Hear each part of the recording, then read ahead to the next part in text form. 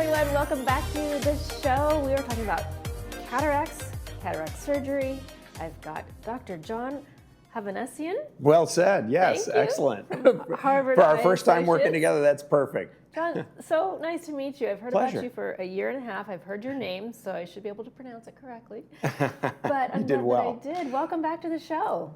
Thank you. It's great to be here. It's nice to work with you, Bree, and Thank you. love the folks in the Village and love the folks here at Village TV. You do a great program. Oh, fantastic. Well, we love to educate our viewers and keep them up to date on the latest in technology for health, for computer science, for everything. Yeah. So I'm glad you're here. Thank you. I'm mostly glad you're here, Dr. H, because I personally don't know anything about cataracts.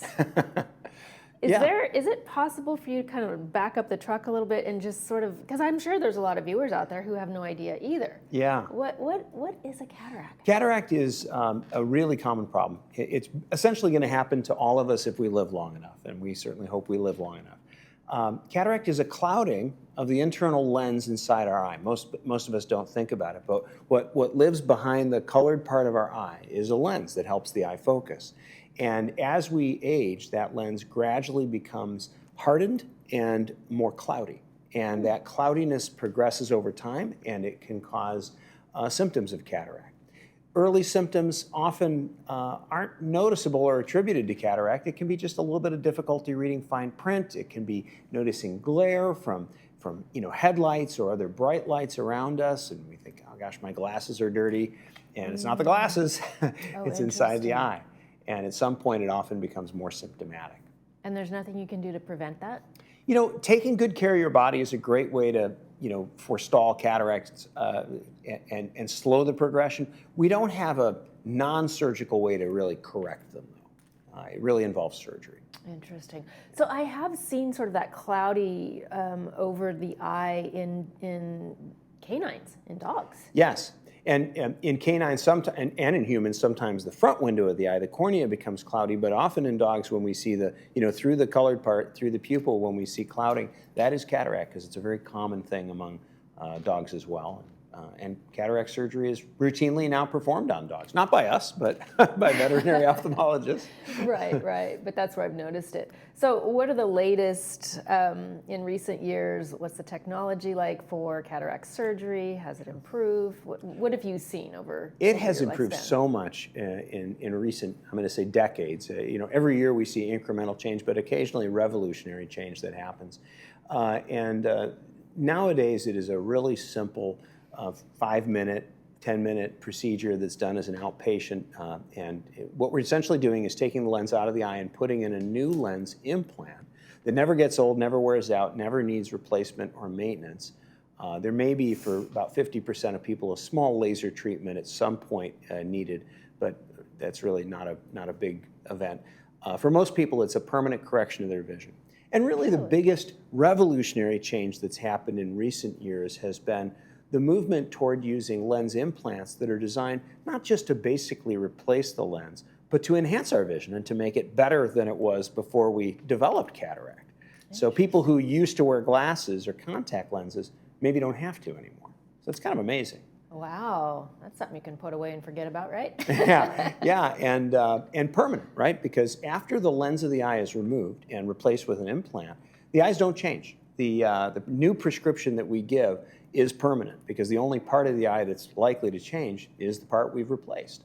So while LASIK is a wonderful procedure and can work for decades, it's not as permanent as what we do with cataract and lens replacement surgery. Isn't that cool? Why would somebody do LASIK then?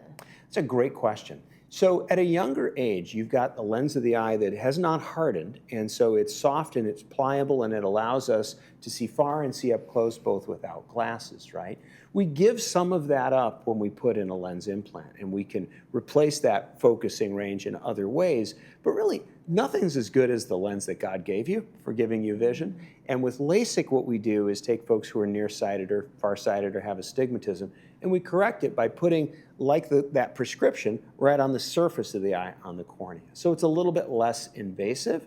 Not that cataract surgery is highly invasive, but LASIK is a little bit less invasive and simple, and it almost instantly gives a great result. Really? Yeah. But it doesn't last as long, you said.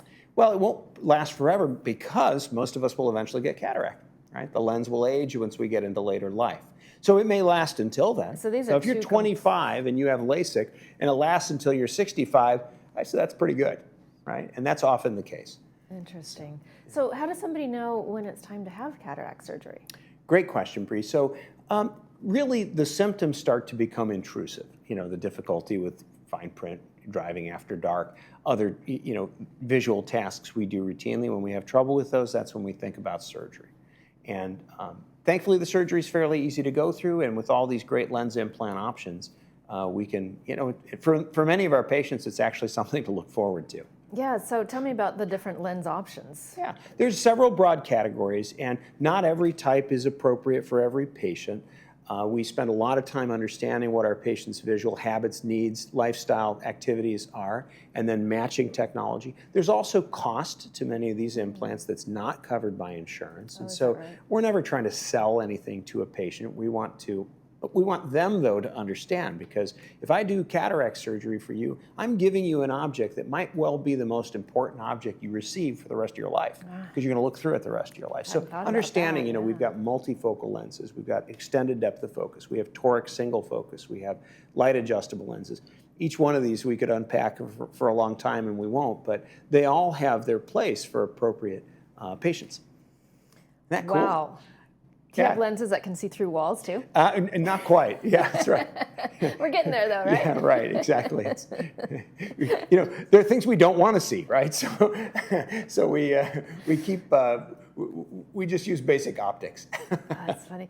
So having this conversation, I'm thinking through a couple of people that I know who have actually had cataract surgery. Now that I'm understanding what it is. One of them, she came home and she just didn't feel good. And she, I think she had the shortly after the procedure, glasses, and I think we had a lunch appointment or something, and she had to cancel. And so tell me about that. Are there any adverse side effects to having cataract surgery? Well, it's important to think about side effects and risks with any surgery. In the very short term, right after a procedure, most people are a little bit sedated. We make them relax, because the idea of someone doing something to your eye is not easy for a lot of people. So we give them an IV and we give them a little bit of medicine so they're relaxed, so that I can promise they're not anxious about it. Okay. And so the after effect of that can be, a little. If you've ever had a colonoscopy or other procedure with sedation, you may not be up for going out to lunch right afterwards. Yeah. You'll be a little tired and fatigued for the rest of the day, and that's fine. It's a good time to rest. But the next day, most people are back to most normal activities like driving and reading and showering, using a computer. You brought up risks. 1 in 1,000 is the chance of significant or severe side effects that can happen with any surgery in the eye. So retinal detachment, infection, major bleeding that could potentially lead to real loss of vision are possible but rare. The other category is less serious. So I like to make the analogy to driving a car. You can have a serious accident, it could kill you. It's fairly rare though. Or you could have a fender bender, which is more of an annoyance. The fender bender here are less serious complications that might delay healing or require additional surgery. Having some problem that maybe we can fix, maybe we can't, that's not a blinding condition. So maybe 1 in 100 for that second category. Right. And then can you speak to, my boyfriend actually had cataract surgery. Now that I'm thinking about it, I should have known that off the top of my head. His pupils were almost mirror-like. Yeah. Sometimes I was like, are you have disco balls in your eyes? You see a little glint sometimes. Occasionally that's visible if the pupil's big enough, and certain lens implants do less of that. A lot of the modern implants do a little bit less of that than others, but occasionally, yeah, you can see that if you're looking carefully. That's interesting. Yeah. Wow. So for those of us, and I will put myself in this category, I tend to put things off. Yeah. I'll deal with it later. I don't want to be bothered with it right now. Yeah. Everything's fine. What would you say to somebody who knows they need to have cataract surgery but just is procrastinating? Great question. So if cataract is starting to interfere with your lifestyle, it's probably worthwhile to just get it done. Not that there's a rush ever for elective surgery. This is elective in the sense that we don't have to do it today. It's not an emergency. But with time, cataract becomes harder inside the eye, the lens becomes harder, and there are a little bit greater risks of removing it. We're never trying to rush anyone into surgery, and so one of our jobs is to help them understand, okay, in what time frame might you want to consider doing this, right? So is it a this month kind of thing, or this year type of thing, or is this something we can put off for a while? And so that's a decision to make with your eye doctor. So I didn't realize that this was an elective surgery.